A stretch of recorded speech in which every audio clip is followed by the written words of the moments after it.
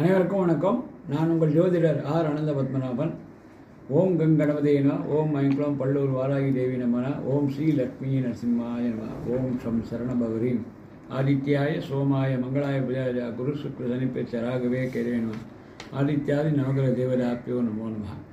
நாம் இப்போ பார்க்க போகிறது 8வது கிரகமாக இருக்கின்ற ராகு பகவானை பற்றி. 9வது கிரகம் கேது.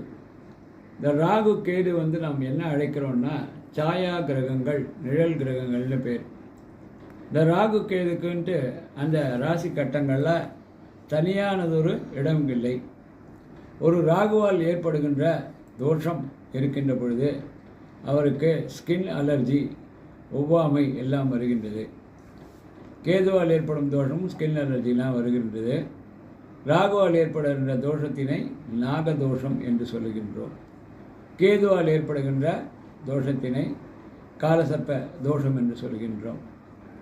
இந்த ராகு கேதுக்குள் கிரகங்கள் அடைபட்டால் அது 30 வயதிற்குள் காலசர்ப்ப தோஷம் என்றும், 30 வயதுக்கு மேற்பட்டால் அது யோகமாக மாறுகின்றது.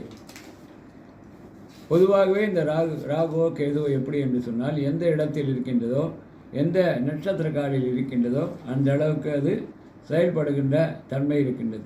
ராகு என்றாலே பிரம்மாண்டம், கேது என்றாலே சுருங்குதல்.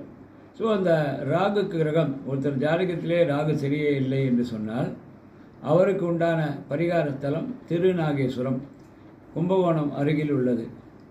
என்ன ஒரு விசேஷம் என்று சொன்னால், இன்றைக்கும் பால் அபிஷேகம் செய்கின்ற போது அந்த கழுத்தில் வருகின்ற போது நீல நிறமாக இன்றும் மாறுகின்றது.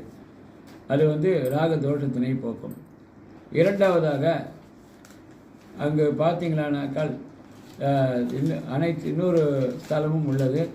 திருப்பாம்புரம் என்பது ராகதோஷத்திற்கான ஒரு பரிகார ஸ்தலம். நன்றி. மீண்டும் தொடர்வோம்.